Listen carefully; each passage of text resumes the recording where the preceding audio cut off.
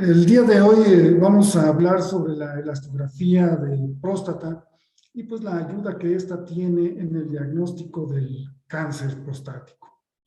Y pues les voy a exponer la experiencia que tenemos en el Hospital de Especialidades del Centro Médico Nacional. Y pues para iniciar, pues debemos de ver primero cuál es la epidemiología de esta neoplasia, para ver si en realidad lo que estamos haciendo puede ser o no de utilidad ya en la vida diaria o en la práctica clínica de todos los días. Y pues para esto, el cáncer de próstata es la segunda neoplasia maligna en los pacientes del sexo masculino, es la quinta causa de muerte en ellos, y pues realmente ya se ha vuelto un problema de salud pública. Existen varios factores de riesgo para tener esto, como la edad avanzada, también tiene que ver con la raza de las personas y por supuesto la historia familiar. En 2012 se estimó que hubo 1.1 millones de hombres diagnosticados con cáncer de próstata, es decir, el 15% de todos los cánceres en hombres. Y de allí, pues, hicieron un análisis regional. De todos los cánceres de próstata que hubo en el mundo, el 70% de las neoplasias de próstata ocurrieron en las regiones más desarrolladas. Y de todas ellas, los rangos más altos se obtuvieron en Australia y Nueva Zelanda, así como en Norteamérica. Y las tasas más bajas se obtuvieron en Asia, con una incidencia que iba de 4.5 hasta 10 casos por 100,000 habitantes. En Centroamérica, que es donde nos ubican a nosotros, más o menos hay 26 casos por cada 100,000 habitantes. Ahora, ya volviendo y centrándonos más en nuestro país, pues aquí en México, de toda la población, que son 130 millones de habitantes aproximadamente, hubo un total de 190,000 casos nuevos de cáncer de todos los cánceres y en ambos sexos. De allí, 27,000, o sea, el 14% fueron de cáncer de mama y 25,000, 13% de cáncer de próstata. Esto es muy importante porque habitualmente oímos en los diarios, en las noticias, los artículos, de la importancia del diagnóstico del cáncer de mama. Y justo en octubre es el mes del cáncer de mama, y si ustedes hacen un análisis del número de cáncer de mama comparado con el de próstata, es muy similar. O sea, 14% para el cáncer de mama y 13% para el cáncer de próstata. Es decir, es muy importante poder diagnosticar este tumor a tiempo. Para los mexicanos ya ahora del sexo masculino, el cáncer de próstata es la neoplasia más frecuente, representando 41 casos por cada 100,000 habitantes. Ya habíamos dicho que para Centroamérica es un poco menor. México está en un rango mayor que el resto de Centroamérica, y pues tiene una mortalidad de 10 por cada 100,000 habitantes y una prevalencia a 5 años de 55,000 casos. En el Instituto Mexicano del Seguro Social, que es la institución donde yo me desempeño, pues se diagnostica el 40% de todos los casos de cáncer de próstata que ocurren en nuestro país. Y de ahí, en el Centro Médico Nacional, que es el hospital donde yo trabajo, pues se hacen en promedio unas 500 biopsias al año, y de estas, el 38% fueron positivas para cáncer en el 2017. Esto es muy importante porque ya veremos lo que ha pasado a través del tiempo con estas cifras de nuestro hospital. A manera de repaso, pues, el tipo histológico más frecuente es el adenocarcinoma, y en estudios en biopsias se han encontrado que en pacientes que mueren por otras causas, entre 50 y 59 años, el 10% tiene cáncer de próstata y mueren, digamos, sin siquiera saber que lo tuvieron. Pero de cada 10, uno tiene cáncer de próstata. Este rango se incrementa de forma significativa después de los 80 años a un 43% y después de los 90 hasta un 83%. Sin embargo, aunque entre los 50 y 59 años la frecuencia es menor, es la época de la vida donde todavía estas personas son o somos productivas. Por lo tanto, es el momento idóneo para hacer un diagnóstico oportuno y hacer que esta persona tenga una vida lo mejor posible durante sus años o últimos años productivos. Las guías americanas de cáncer recomiendan al tacto rectal y el antígeno prostático para hacer digamos, check-up.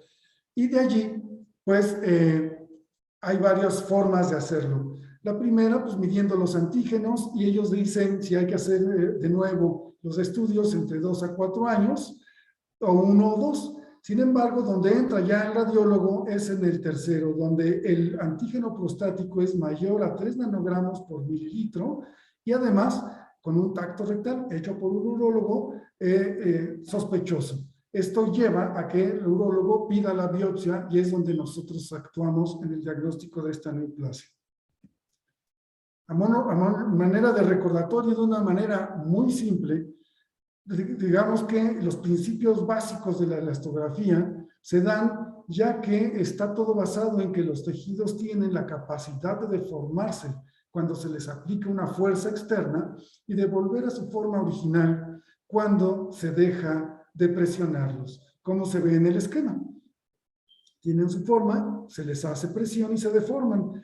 Y también, pues, todo esto está basado en que las neoplasias son más duras y tienden a deformarse mucho menos que el tejido sano. Y este es el principio básico por la que la elastografía o la rigidez de los tejidos puede inferir o no la presencia de alguna neoplasia. Existen distintos tipos de elastografía.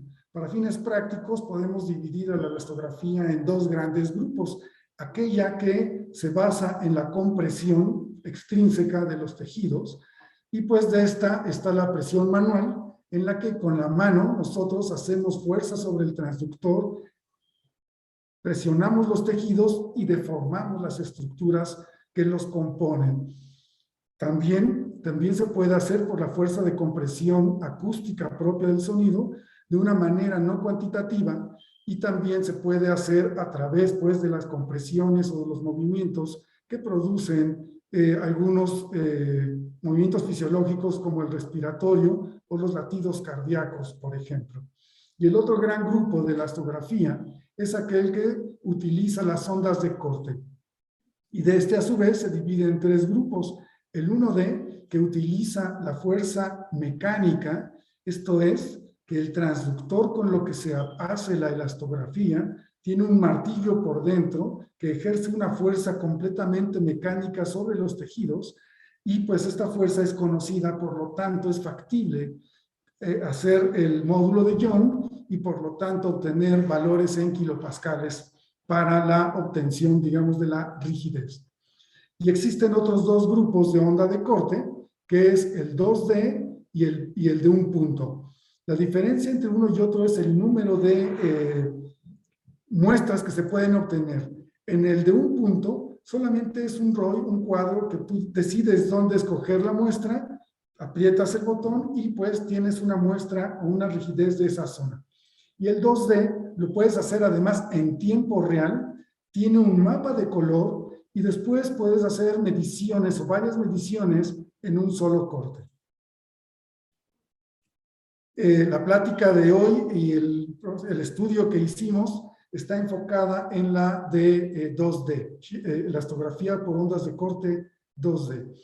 Ahora, y aquí tenemos el ejemplo de la elastografía por compresión, en donde tenemos el transductor de una manera completamente manual o a través de los movimientos cardíacos o respiratorios. Se hace compresión de los tejidos y se deforman las estructuras para medir la rigidez. Esto nos lleva a que, como no conocemos en realidad la fuerza con la que comprimimos, no podemos utilizar el módulo de Young y solo obtenemos un mapa de color en donde habitualmente lo más rojo es lo más rígido y lo azul es lo menos rígido. Aquí, como se ve, está el movimiento de que se está haciendo, estoy haciendo esto manualmente, y pues tenemos aquí esta barra que nos da la calidad con la que se está haciendo las maneras compresivas. Es muy importante también aquí quiero decir que aunque generalmente lo rojo es más duro, depende de las marcas, y hay algunas marcas que al revés, lo azul es lo más rígido y lo rojo es lo menos rígido. Por eso es muy importante siempre fijarse en este cuadro para saber qué es lo que es rígido y qué es lo que es blando. En cuanto a la elastografía de ondas de corte, es un método en el que se emplean ondas sónicas compresivas, las ondas de compresión acústica, que se usan en el modo B, las habituales que usamos en el ultrasonido todos los días, que viajan a un promedio, como ustedes bien ya lo saben, de 1450 a 1550 metros por segundo.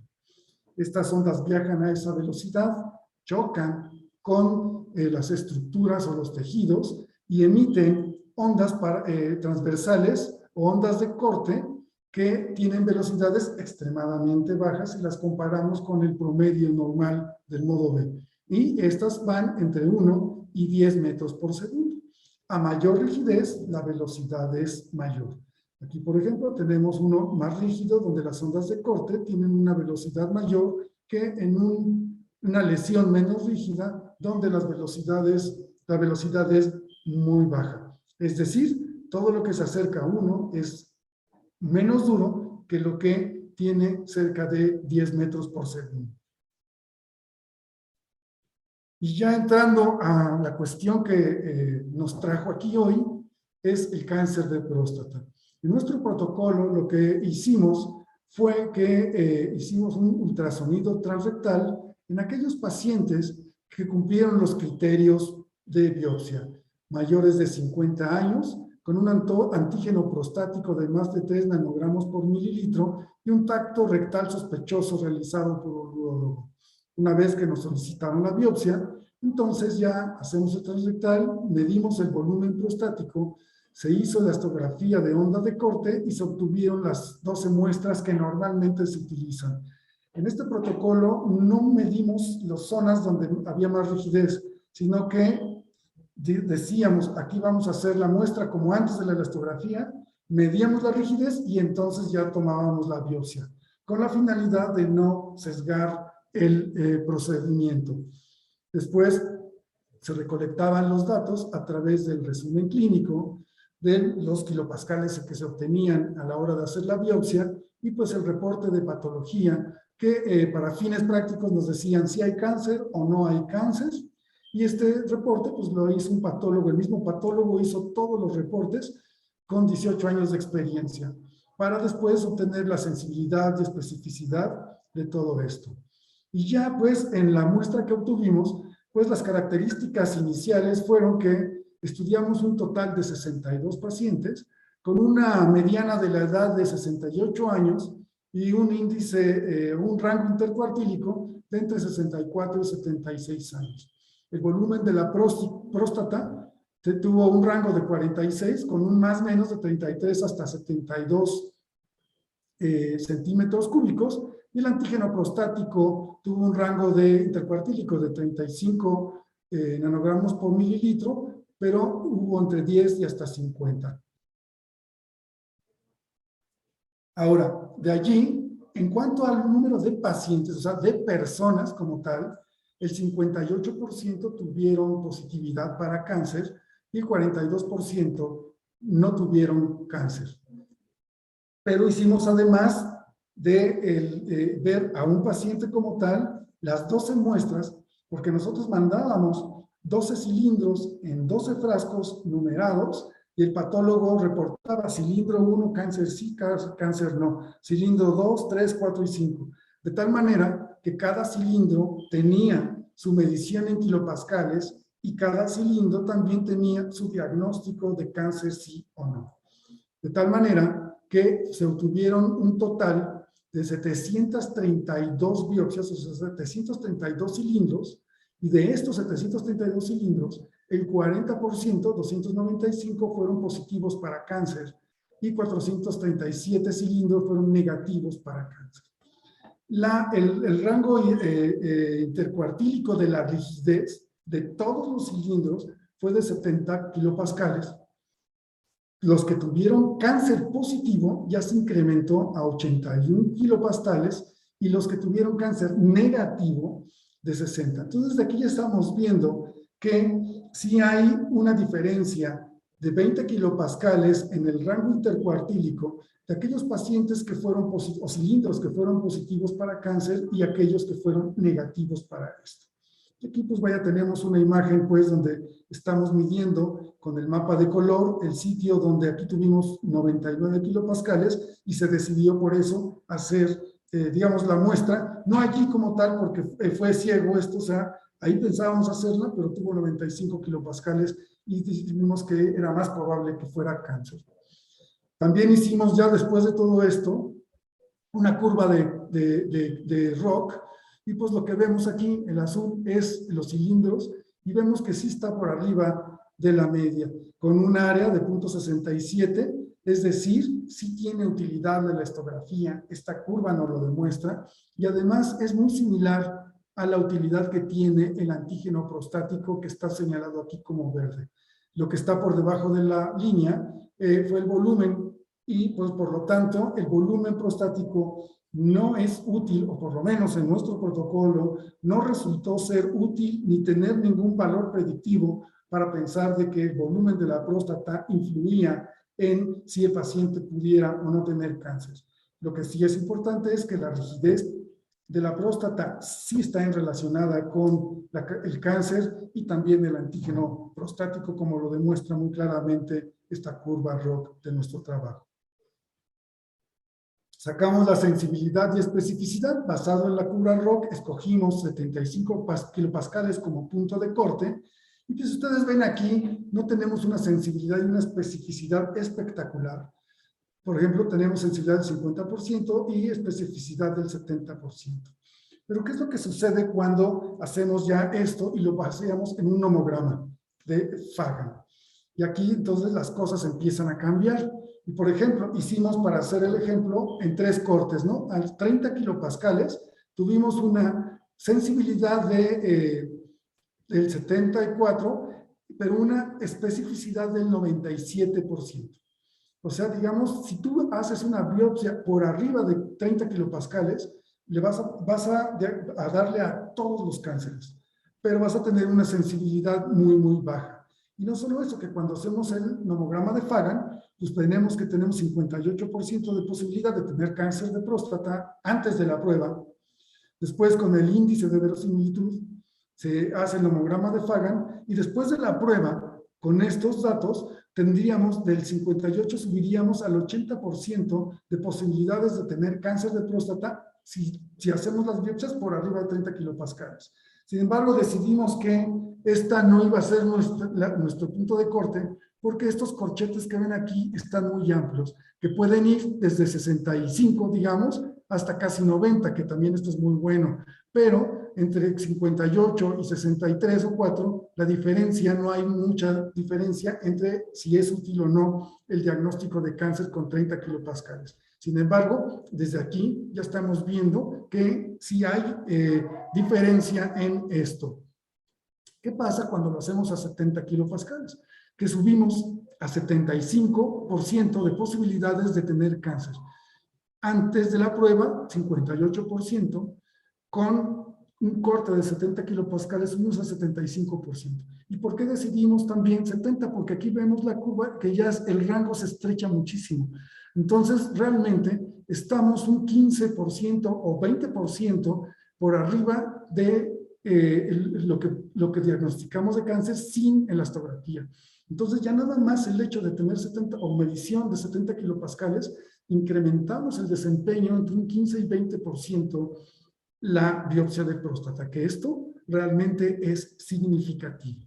Si nos vamos a 120 kilopascales, pues también ya no cambia mucho, tenemos que vamos ahí entre 60 y tantos, y pues ya realmente no tiene ningún caso irnos a un punto de corte tan alto, aunque esto no quiere decir que no sea de gran utilidad. Y a 150, a 120 kilopascales, pues tenemos una sensibilidad del 90%, o sea, es altísima, pero una especificidad muy, muy baja. Por eso es que nuestro punto de corte fue de 70 kilopascales. Ahora aquí hay algo bien interesante, que pues si vemos estas dos gráficas, donde los bigotes no se interponen entre uno y otro, los pacientes que tuvieron cáncer positivo en relación a los que tuvieron cáncer negativo, a la rigidez hay una gran diferencia. Los negativos tuvieron una rigidez mucho más baja, aquí vemos, está a 65 kilopascales, y los que tuvieron cáncer positivo tuvieron una rigidez de 80 kilopascales o más, ¿no? Pero lo importante es que esta gráfica es clarísima, en la que tenemos una verdadera correlación entre la rigidez de la próstata y el cáncer de próstata. Ahora, aquí vemos un caso donde pues, tenemos ya con onda de corte, ya después del protocolo, vimos la zona de mayor rigidez, que fueron 53 kilopascales en este caso, aquí está medido, y pues justo ahí se toma la muestra. Siempre hay que tomar la muestra en el lugar, digamos, más duro. Pero si no tienes elastografía shear wave en el transductor transrectal, no importa, porque después de la experiencia que hemos tenido ya con shear wave y próstata, pues nos da mucha seguridad hacer una biopsia con elastografía compresiva, hacer la compresión en la próstata, ver el sitio de mayor rigidez, como aquí se ve muy claramente, donde pues está, esta es compresiva, no tenemos kilopascales, la zona de mayor rigidez, se toma la biopsia en esa localización y en este paciente justo allí, el patólogo nos reportó que ese cilindro fue positivo para cáncer. Entonces, digamos, aquí, digamos, el mensaje es que si no tienen shear wave para hacer próstata y tienen elastografía compresiva, úsenla porque, basado en la otra experiencia, es de gran utilidad hacer las 12 muestras en los 12 sitios de mayor rigidez. Y tenemos, además, otros protocolos que estamos empezando ya a hacer, en el que en pacientes, sobre todo en pacientes que tienen biopsias previas de próstata negativa con antígeno prostático persistentemente alto, que este fue uno de esos pacientes, en los que tenía ya 2 biopsias previas negativas para cáncer con antígeno alto, se le hizo una resonancia magnética, mis colegas de la resonancia nos indicaron el sitio del PIRADS más alto y dónde picar. Mapeando aquí, hicimos elastografía y pues, identificamos la misma zona y vimos que ahí había más rigidez, tomamos la biopsia en esos sitios y obtuvimos que después de 2 biopsias negativas, con PIRADS y elastografía, demostramos el sitio preciso donde este paciente tenía el cáncer de próstata. Y aquí tenemos otro ejemplo también, donde se utiliza el PIRADS con fusión de imagen. Aquí tenemos la fusión de imagen del ultrasonido con la resonancia magnética. Aquí se ve un movimiento, es muy tenue, pero si lo fijan, se ve cómo se está moviendo tanto en ultrasonido la próstata aquí y en la fusión de imagen, en donde nuestros colegas nos dijeron el sitio de mayor posibilidad de cáncer. Y se está haciendo con puro fusión de imagen. Déjenme decirles que de manera preliminar, y no quiere decir que esto ya sea un resultado final porque llevamos muy poquitos casos, pero ojalá que pronto podamos comunicarles qué fue lo que hallamos. Ahorita nos está funcionando mucho más el PIRADS mezclado con elastografía, más que el PIRADS mezclado con fusión de imagen. Sin embargo, insisto, llevamos tan poquitos casos que todavía es muy prematuro poder decir esto, ¿no? Pero de manera preliminar, creo que somos más eficientes elastografía con PIRADS que elastografía con fusión de imagen. Y en conclusión debemos decir que la elastografía no diagnostica cáncer, y lo voy a volver a repetir, porque no es difícil que nos manden pacientes para ver si tienen cáncer o no, y nos piden elastografía para descartar cáncer. La elastografía no descarta ni diagnostica el cáncer. La elastografía te ayuda a tomar mejores decisiones. Es decir, vamos a seguir haciendo las 12 muestras de la próstata, pero ahora vamos a tomar las 12 muestras en los 12 sitios de mayor rigidez. Y ya sabemos que si lo hacemos, vamos a incrementar nuestras posibilidades de hacer diagnóstico de cáncer entre un 15 y un 20%. Un porcentaje que en medicina es muy, muy bueno. Y pues también debemos decir que esto pues, mejora el desempeño de la biopsia guiada por ultrasonido de la próstata de cáncer, biopsia de próstata, y que en el Centro Médico Nacional, antes de la elastografía, se diagnosticaba el 40, digamos, de cada 100 biopsias, 40 eran cáncer. Hoy ya subimos un 20% y de cada 100 biopsias, 60 tienen cáncer. Muchas gracias.